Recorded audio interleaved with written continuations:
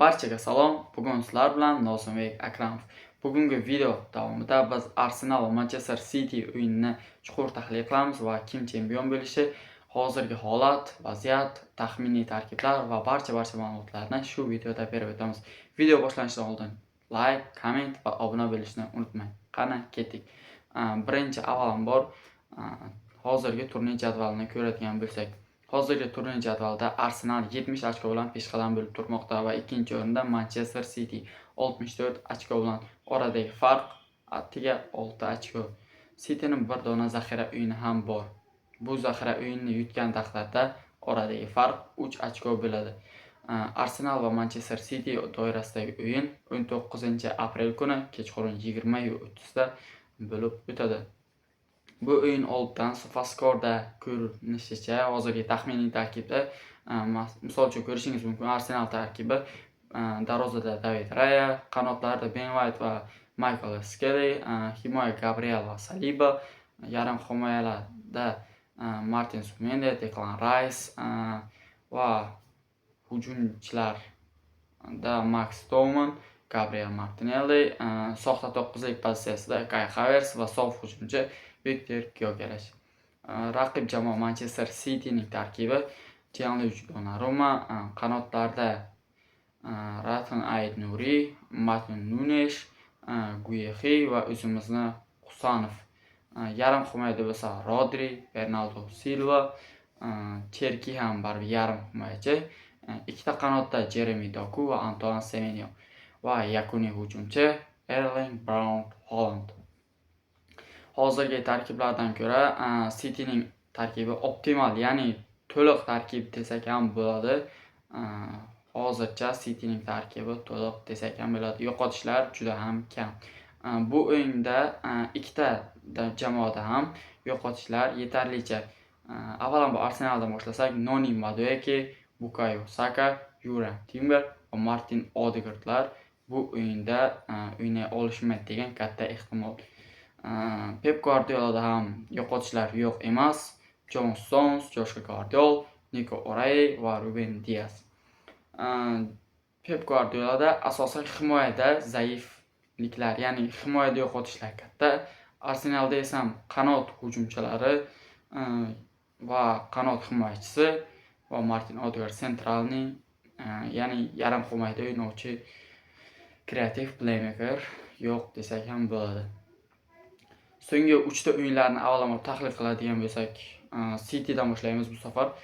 City'ning so'nggi 3 ta o'yini, oxirgi o'yini Chelsea bilan 3-0, birinchi taymda ofsayddan adashmasam Marco Cucurella gol urdi, lekin ofsaydda, keyin 3 ta ketma-ket urib javob qaytardi unga va 3-0 hisobda Chelsea ustidan zafar quchdi. Keyin bundan oldingisi FA Cup finalda Liverpoolga umuman imkoniyat bermadi. 4-0 hisobda g'alaba qozondi va bundan oldin FA Cup'ning final bosqichida esa Arsenal ustidan g'alaba qozondi. Arsenal ustidan g'alaba qozongani ikkinchi darvozabon Kepani tushirgan edi. Ikkita golni ham Nico O'Reilly urib ketgan edi. Arsenalning so'nggi 3 ta o'yiniga keladigan bo'lsak, Arsenalning so'nggi 3 ta o'yini Sportingga qarshi kecha bo'lib o'tdi. 0-0 hisobida nursiz durang davom etdi va keyingi bosqichga Arsenal o'tdi. Bitta o'yin oldin Arsenal Bournemouthga qarshi o'z uyida o'ynagan bo'lsa ham, men o'zim o'yinni to'liq ko'rib ketdim. O'yin umuman menga ham yoqmadi, ko'p muxlislarga yoqmadi. Arsenal o'yini xuddiki jamoa qo'yib berayotgandek o'ynadi. Bu o'yinda umuman hujumga chiqish ehtimolligi ham juda ham kam. Xuddiki Bournemouthga g'alaba kerakdek o'ynadi. Arsenalga bo'lmasa g'alaba Arsenalga kerak, lekin Bournemouth Arsenaldan ko'ra ko'proq hujum qilyapti. Undan bitta oldingi o'yin Sporting va Arsenal o'yini edi. U o'yinda ham anchagina Arsenal yaxshi o'ynadi. Martin Zubimendi bitta gol urdi, hisob gol bo'lmadi va undan keyin Arsenal Kai Havertz 90+ daqiqalarda gol urib, Arsenalni keyingi yo'llanma sohibi qilgan golni urib bergan edi. Hozirdagi forma jihatdan Manchester City anchagina g'alaba foizlarini baland ko'rsatmoqda. Chunki Arsenalning so'nggi 3 ta o'yindan bittasida yutqazgan, bittasida durang va bittasida arang g'alaba qozongan. Manchester Cityda esa 3 ta o'yin va 3 ta g'alaba. Ana endi avvalambor 2-0 bo'lgan Manchester City va Arsenal o'yini oxirgi o'yini 2-0 hisobda yakunlangan edi. O'sha o'yindagi tarkiblarni ko'rib chiqadigan bo'lsak, o'sha o'yinda yaqqol xato qilgan Kepa Arrizabalaga 2 ta golda ham katta ehtimol, meni fikrim bu, birinchi golda yaqqol ayb bor edi, ikkinchi golda ham to'pga chiqishga anchagina xatolik qildi. Agar bu o'yinda David Raya bo'lganda balkim yutishimiz mumkin, balkim, yoki yo'q. Bu endi hamma muxlislarning o'zini ichki hissiyoti. Manchester Cityda ham tarkib ideal emasdi, lekin baribir yutib ketdi. Bu o'yinda ko'rishingiz mumkin, Piero Hincapié va Ben White baribir qanotlar optimal emas, tarkib optimal tuzilmagan. Kai Havertz turibdi, darvozada Kepa Arrizabalaga qanotda Hincapié umuman mos kelmaydi. Ko'p foul ishlatadi Hincapié. Shunga ham ko'rishingiz mumkin, foullar anchagina ko'p. Keyin ko'rishingiz mumkin, himoya optimal bo'lmaganligi sababli statistikada ham XG da Manchester City anchagina oshib ketgan, 2.3 XG, Arsenalda esa 1.12. Ko'rishingiz mumkin, baribir 1.12 XG bo'lgani bilan foydalana olmadi. Bo'lmasa udarlar soni teng va golkiper sayflari, ya'ni Trafford bu o'yinda juda ham yaxshi formada o'tirdi va yana bir hamma memlarga chiqaradigan Arsenalning uglovoylari, ya'ni burchak to'plari bu safar foyda bermadi deb chiqardilar, chunki atik 3 dona uglovoy, yana 3 dona burchak to'pi bo'lgan edi. Balkim bu safar Arsenal burchak zarbasidan gollar urib bunga revansh qaytara olar yoki yo'q. Buni kommentariyada yozib ketasizlar. Ya barcha kommentarlarni o'qib, like bosib, o'zim like bosib barchasiga javob berib ketaveraman. Va bundan oldingi o'yin Premier Liga doirasidagi birinchi to'qnashuv 1-1 hisobida yakunlangandi. Martinelli oxirgi daqiqada parashyut tashlab qo'ygan edi.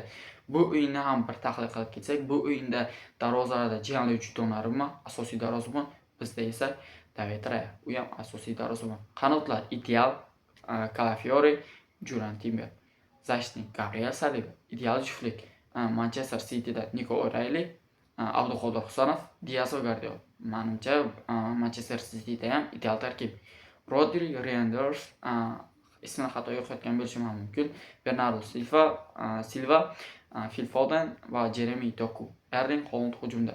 Bizda ham tarkib ideal ham emasdi. Declan Rice, Martin Zubimendi, Mikel Merino, Madueke, Leandro Trossard, Viktor Gyökeres. Aynan shu o'yinda Viktor Gyökeresning o'yini umuman chiqmaganda, lekin shunaqa bo'lgan taqdirda ham bizda ancha o'yin chiroyli bo'lganda va o'yinni biz boshqargandik. 68% to'p egaligi bizda edi va XG'lar pashti teng edi. 0.89 bizda, 0.87 ularda. Bu degani gol urish ehtimoligi ham teng. Big chance, ya'ni katta ehtimollik ham teng, 2 ta bizda. Yaqqol gol ehtimol, ularda ham yaqqol gol ehtimol 2 ta. Lekin bizda zarbalar juda ham ko'p bo'lgandi, chunki to'p bilan biz ko'p muomala qildik. 12 ta zarba berganmiz va raqib jamoa esa atiga 5 dona zarba bergan. Darvozabonlarning sayflari ham teng edi, 2 ta Rayadan va 2 ta Donnarummadan. Bizda o'tgan o'yinda Premier Liga doirasidagi birinchi o'yinda juda ham ko'p burchak zarbalari bo'lgan edi. Naqd 11 ta burchak zarbasini olgan edik. Lekin umuman burchak zarbasidan gol bo'lmagan edi. Raqiblarimiz esa atiga 1 dona burchak zarbasini olgan edilar. To'p nazorati bizda yaqqol ustunligini aytib o'tdim va bu o'yinda biz hali ham oxirgi daqiqalarda golni urib ketgan edik. Yana bilmadim, bu o'yinda ham men o'zim Arsenalning o'yinidan uncha yaxshi o'yin bo'lganda, lekin vaziyatlardan foydalana olmagandi. Va hozirdagi taqvimni ko'rib chiqsak, Arsenal va Manchester Cityning keyingi taqvimlarini ko'rib chiqamiz. Cityda faqatgina FA Cup va APLda qoldi.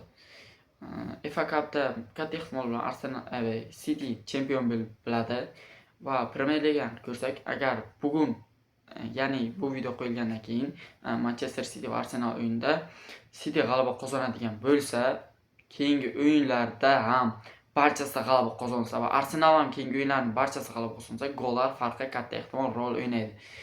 Agar Arsenal yutadigan bo'lsa, katta ehtimol bilan bu Arsenalning chempionligi. Bu o'yindan keyin ham Manchester Cityning taqvimi uncha qiyin emas. ancha qiyin taqvimdan Manchester City o'tib oldi va oson taqvim bo'lgani bilan ularda oraliq vaqt anchagina uzoq. Misol uchun ko'rishingiz mumkin 23-aprel va bundan keyin 5-may. Undan keyin 9, undan keyin 9dan keyin 17. Anchagina oraliqda vaqt bor. Arsenalning taqvimini ko'radigan bo'lsak esa Manchester City bilan o'yin, undan keyin Newcastle bilan va srazi Atletico bilan va yana Fulham va yana Atletico. Taqvim juda ham qiyin. 3 yoki 4 kun. Manchester Cityda 5 yoki 6 kun bo'lsa, Arsenalda 3 yoki 4 kunlik taqvimlar orasi juda qiyin taqvim va yana bunga yetmaganda oraliq muddatlar ham juda ham kam. Bu degani tiklanishga anchagina vaqt ketadi va jarohatlar soni yana ko'payadi. O'tgan yilgi holat va bu yilgi holatni solishtiradigan bo'lsak, o'tgan yili biz chempionlarga qarshi shu bosqichda chiqib ketgan edik. PSGga qarshi 1-3 hisobida yutqazib chiqib ketgan edik. Bu safar esa Atletico Madridga qarshi o'ynaymiz. Bu ham katta rol o'ynaydi. Sizlar o'ylashingiz mumkin, baribir chiqib ketadi yoki keyingi bosqichga chiqsa APLni boy berdik. Yandan ko'ra Chempionlar Ligasini olsin, memlarga qolmaydi deganlar ham bo'lishi mumkin. Lekin ham Chempionlar Ligasidan chiqib ketib, ham APLdan chiqib ketsa bu 100% sharmandalik bo'ladi va Chempionlar Ligasining katta ta'siri ham bor. Bunga yaqqol misol qilib aytsam, o'tgan mavsum ko'rib chiqsak, PSG va Arsenal o'yinidan oldin 2-1 hisob bo'lishidan oldingi o'yin Liverpool bilan 2-2 bo'lgan edi. O'sha o'yinda Liverpool comeback qilgan edi, adashmayotgan bo'lsam, va undan keyin qaranglar, yana Bournemouthga yutqazganmiz. Undan keyin Crystal Palace bilan durang. Ko'ryapsizlarmi? Taqvimda qiyin kelganligi va oraliq vaqt kichikligi kattagina ochkolarni boy berganmiz. Naqd 3 ta o'yinni ketma-ket boy berib, Polni APLni boy berganmiz va bu yoqdan PSGga ham yutqazganimiz uchun Chempionlar Ligasidan ham chiqib ketganmiz. Bu safar ham xuddi shunaqa taqvim. Ko'ramiz bu mavsum Arsenal bu taqvimdan chiqib keta oladimi yoki yo'qmi. Lekin aytib o'tishim joizki, o'tgan mavsumda bizga PSG raqib edi. PSG o'sha mavsum chempioni. Atletico mening fikrimcha harom ball qo'ygan taqdirda ham biz guruh bosqichi Atleticoni 4-0 hisobda g'alaba qozonganmiz va bu safar ham chiqa olamiz degan umiddaman. Va barchangizga kattakon rahmat. Videoni oxirigacha ko'rgan bo'lsangiz, videoga like, komment va har xil fikrlaringiz yoki savollaringiz bo'lsa yozib qoldirishni unutmang. Barchangizga rahmat. Keyingi videolargacha xayr.